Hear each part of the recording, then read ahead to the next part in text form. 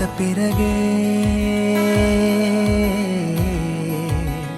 பிடிக்குது கடலை நரை வந்த பிறகே புரியுது உலகை நேற்றின் இன்பங்கள் யாவும் கூடியே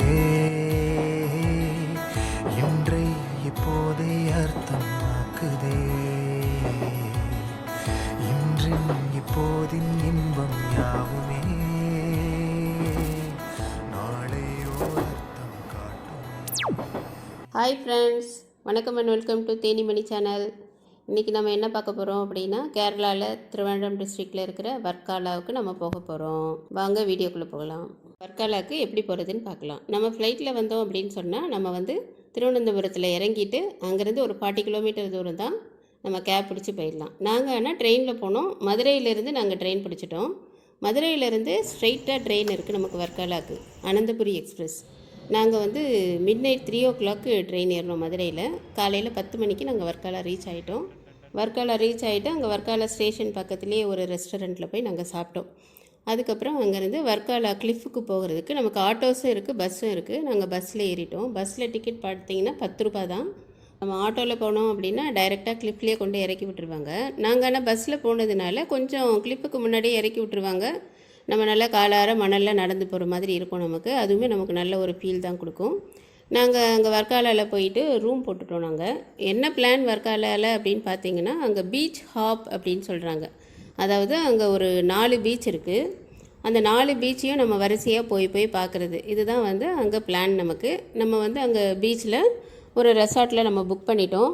ரெசார்ட் பேர் வந்து பார்த்திங்கன்னா, அந்த ரெசார்ட் பேர் வந்து சி வியூ கிளிப் ரெசார்ட். அங்கேயே போயிட்டு ரூமுக்கு போயிட்டு நம்ம கொஞ்சம் ஃப்ரெஷ்அப் ஆகிட்டு அந்த ரெசார்ட்லேயே நம்ம வந்து லஞ்சு சாப்பிட்றோம்.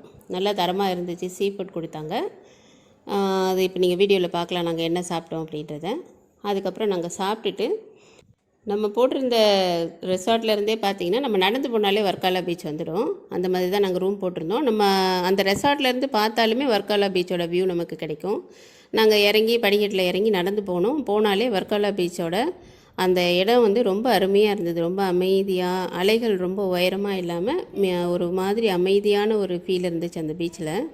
அங்கே பார்த்தீங்க அப்படின்னா நிறைய ஃபாரினர்ஸ் வந்திருந்தாங்க. எல்லோரும் நல்லா என்ஜாய் பண்ணிகிட்டு இருந்தாங்க. எல்லாம் சன் பாத்தெல்லாம் எடுத்து நல்லா என்ஜாய் பண்ணிகிட்டு இருந்தாங்க. அங்கே வந்து வாட்டர் பிரிட்ஜுன்னு ஒன்று இருந்துச்சு. அதாவது நம்ம அந்த பாலம் வந்து தண்ணியிலே மிதக்கும். நம்ம அதில் நடந்து போய் நல்லா என்ஜாய் பண்ணலாம். ஆனால் நாங்கள் போனப்போ அது வந்து ரிப்பேராக இருந்ததுன்னு சொன்னதுனால எங்களால் அதை என்ஜாய் பண்ண முடியல. அப்புறம் அங்கே வந்து பேராகிளைடிங்கும் இருந்துச்சு. ஆனால் எங்களுக்கு கொஞ்சம் அந்த உயரத்தில் பறக்கிறது, உயரம் அப்படின்னாலே கொஞ்சம் பயன்றனால நாங்கள் அந்த பேராகிளைடிங்கை நாங்கள் அவாய்ட் பண்ணிட்டோம். இந்த ரெசார்ட்லேயே நம்ம சொன்னோன்னா நமக்கு 2 வீலர்லாம் புக் பண்ணி கொடுத்துட்றாங்க. நாங்கள் 2 வீலர் எடுத்துகிட்டு கபில் பீச்சுக்கு போனோம். கபில் பீச் பார்த்திங்கன்னா வர்க்காலாலேருந்து ஒரு 7 கிலோமீட்டர் டிஸ்டன்ஸில் இருக்குது. நாங்கள் ரோடு வழியாக போயிட்டு கபில் பீச்சை ரீச் ஆகணும். கபில் பீச்சில் வந்து என்ன ஸ்பெஷாலிட்டி அப்படின்னு பார்த்தீங்கன்னா, அங்கே பேக் வாட்டர் ஃப்ளோ இருக்கும். அதாவது கடல் நீர் ஒரு பக்கம் இருக்கும். அந்த கடல் நீர் உள்ளே வந்து தனியாக அது நமக்கு ஒரு லேக் மாதிரியான ஒரு வியூ நமக்கு கொடுக்கும். இந்த பேக் வாட்டர் தான் வந்து அங்கே இருக்கிறதுலே ரொம்ப ஸ்பெஷாலிட்டி கபில் பீச்சில். ஒரு பக்கம் கடல் நீர், ஒரு பக்கம் பேக் வாட்டர் இருக்கும் நமக்கு. நீங்கள் வீடியோவில் பார்த்தீங்கன்னா உங்களுக்கு தெரியும். இந்த பேக் வாட்டரில் வந்து நிறைய பேர்ட்ஸ் எல்லாம் வந்து போகுது. அடுத்து வந்து அதில் போட்டிங் எல்லாம் வந்து அலோவ் பண்ணுறாங்க. ஆனால் நாங்கள் போட்டிங்லாம் எதுவும் போகலை. நாங்கள் அடுத்தடுத்து பார்க்க வேண்டியிருந்ததுனால நாங்கள் ஒரு லெமன் சோடா குடிச்சிட்டு எடவா பீச் போனோம். எடவா பீச் போகும்போது ஈவினிங் சன்செட் ஆகிற மாதிரி இருந்ததுனால நம்ம வந்து பிளாக் சாண்ட் பீச்சில் வந்து சன்செட்டு தான் ரொம்ப ஃபேமஸ்ஸு. சரி, அதை பார்க்கணுன்றதுக்காக வேகமாக ஸ்கிப் பண்ணிவிட்டு உடையம் பீச் போயிட்டு அதையுமே நாங்கள் ஸ்கிப் பண்ணிட்டோம். ஸ்கிப் பண்ணிவிட்டு நேராக பிளாக் சாண்ட் பீச் போனோம். நாங்கள் அங்கே போய் பார்த்தீங்கன்னா, ஏன் அந்த பேர் அப்படின்னு பார்த்தீங்கன்னா, அந்த சாண்டே வந்து பிளாக் கலராக இருக்குது. அந்த கடற்கரையில் சாண்டே வந்து பிளாக் கலராக இருக்குது. அது ஏன் பிளாக்காக இருக்குது அப்படின்றாங்க. அதில் வந்து மினரல்ஸ் நிறையா இருக்குது அப்படின்ற மாதிரி சொல்கிறாங்க. நிறைய மினரல்ஸ் இருக்கிறனால தான் அந்த சாண்ட் வந்து பிளாக்காக இருக்குது அப்படின்னு. நம்ம ஈவினிங் சன்செட்டும் சன்ரைஸும் தான் அந்த இடத்துல வந்து ரொம்ப ஃபேமஸ். அது நாங்கள் போனப்போ சன் செட் ஆக ஆரம்பிச்சிருச்சு. நம்ம பார்த்தோம் அப்படின்னா அந்த சன் செட்டுக்கும் ப்ளூ சீக்கும் அந்த பிளாக் சாண்டு பேக்ரவுண்டில் இருக்கிற க்ரீன்ஸு இதெல்லாம் பார்த்திங்கன்னா ரொம்ப அழகாக இருந்துச்சு. ரொம்ப ரம்மியமாக இருந்துச்சு பார்க்குறதுக்கு. இது ரொம்ப அமைதியாகவும் இருந்தது. இந்த இடத்துல வந்து கூட்டமும் ரொம்ப குறைவாக இருந்தது. ரொம்ப அமைதியாக இருக்குது. அதனால் நிறைய பேர் இங்கே வந்து மெடிடேஷன் பண்ணுறதுக்காக இது வந்து ப்ரிஃபர் பண்ணுறாங்க இந்த இடத்த. இதில் வந்து நம்ம வெறும் காலோடு நடந்து அது மெடிசனல் எஃபெக்ட் இருக்குன்னு சொல்கிறாங்க. அங்கே சன்செட் ஆகிறத பார்த்துட்டு நாங்கள் அங்கேருந்து கிளம்பிட்டோம். கிளம்பி நம்ம வர்க்காலாவில் நம்ம போட்ட கிளிஃபில் இருக்க ரூமுக்கு நம்ம போயிட்டு கொஞ்சம் நேரம் ஃப்ரெஷ்அப் ஆகிட்டு நைட்டு சாப்பிட்றதுக்காக இறங்கி வந்தோம். இறங்கி வரும்போது அங்கே இருக்கிற நிறைய கடைகளுக்கு ஷாப்பிங் போனோம். ஷாப்பிங் போயிட்டு அப்படியே ஒரு வாக் மாதிரி போனோம் அந்த பீச் ஓரத்தில் போயிட்டு. அதுக்கப்புறம் நாங்கள் போய் சாப்பிட்டோம். நாங்கள் சாப்பிட்டது பார்த்திங்கன்னா ப்ரான்ஸ் எல்லாமே வந்து சீ ஃபுட்ஸ் தான் சாப்பிட்டோம். ப்ரான்ஸ் எல்லாம் ரொம்ப நல்லா பண்ணி கொடுத்துருந்தாங்க. நீங்களும் கண்டிப்பாக மிஸ் பண்ணாமல் சாப்பிடுங்க. ஆனால் கொஞ்சம் காஸ்ட்லியாக இருக்கும் நம்ம அந்த வர்க்காலா கிளிப்பில் நம்ம சாப்பாடு. ஆனால் வேறு வழி இல்லை நமக்கு. ஆனால் நல்லா இருந்துச்சு, டேஸ்டியாக இருந்துச்சு.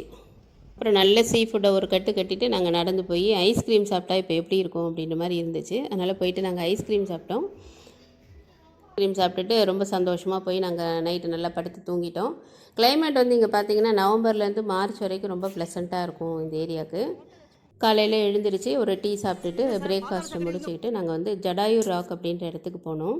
ஆக்சுவலாக இந்த ஜடாயு மங்கலம் அப்படின்ற இடத்துல இந்த ஜடாயு ராக் இருக்குது. இதுக்கு ஒரு சரித்திர கதை சொல்கிறாங்க. என்ன அப்படின்னா, சீதாதேவியை வந்து ராவணன் இலங்கைக்கு கடத்திட்டு போகும்போது ஜடாயு வந்து சீதாதேவியோட குரலை கேட்டு காப்பாற்றுறதுக்காக ராவணனோட சண்டை போடுறாரு.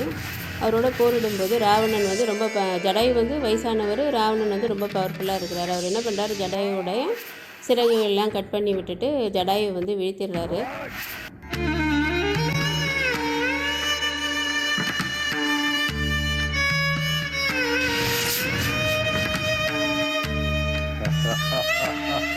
அப்போ உயிருக்கு போராடிட்டு இருக்குது ஜடாயு. அப்போ ராமனும் லக்ஷ்மணனும் வந்து அந்த வழியாக வராங்க. சீத்தையை தேடிட்டு வரும்போது இவர் சொல்கிறாரு அவங்களுக்கு, இந்த மாதிரி ராவணன் சீத்தையை தூக்கிட்டு இந்த வழியாக தான் போயிருக்காரு அப்படின்றத சொல்லிவிட்டு உயிரை விட்டுறாரு. அந்த ஞாபகார்த்தமாக அங்கே வந்து சிலை வச்சுருக்காங்க. ரொம்ப பெரிய சிலை ஒன்று வச்சுருக்காங்க ஜடாயுக்கு. இது வந்து பெண்களோட பாதுகாப்புக்கான ஒரு அடையாளமாக சொல்கிறாங்க. இந்த இடத்தோட பேர் வந்து ஜடாயு மங்கலம். இந்த ஜடாயு மங்கலத்தை பார்த்துட்டு நாங்கள் அங்கேருந்து கிளம்பி ரூமுக்கு வந்துட்டோம். ரூமுக்கு வந்து லஞ்சு சாப்பிட்டுட்டு மறுபடியும் சீ ஃபுட் தான் சாப்பிட்டோம். சீ ஃபுட்டு தான் நமக்கு ரொம்ப ஃபேவரேட்டுன்றனால அதை சாப்பிட்டுட்டு அங்கேருந்து நாங்கள் வந்து ஆட்டோ பிடிச்சி நேராக ஸ்டேஷனுக்கு வந்தோம். ஸ்டேஷனுக்கு வந்து அங்கேருந்து ட்ரெயின் ஏறி வி ரீச்டு மதுரை. வர்க்காலாவில் வெறும் பீச் மட்டும் இல்லை, மேங்க்ரூவ் ஃபாரஸ்ட் இருக்குது. இது இல்லாமல் கயாக்கிங்கெல்லாம் இருக்குது. நாங்கள் வந்து 1 டே ட்ரிப்புன்றாலே எங்களால் அங்கே போக முடியல. ரொம்ப ஃபீல் பண்ணோம். 2 டேஸ் ட்ரிப் போட்டிருக்கலாமோ அப்படின்னு சொல்லிட்டு வர்க்காலாவை விட்டு வரவே மனசு இல்லாமல் தான் நாங்கள் கிளம்பி வந்தோம். உங்களுக்கு வாய்ப்பு கிடைச்சுன்னா கண்டிப்பாக மிஸ் பண்ணாமல் போய் பாருங்கள். மீண்டும் இதே மாதிரி இன்னொரு வீடியோவில் உங்களெல்லாம் சந்திக்கும் வரை உங்களிடமிருந்து விடைபெறுவது உங்கள் தேனிமணி. Thank you, bye bye. மறக்காமல் சப்ஸ்கிரைப் பண்ணுங்கள் ஃப்ரெண்ட்ஸ்.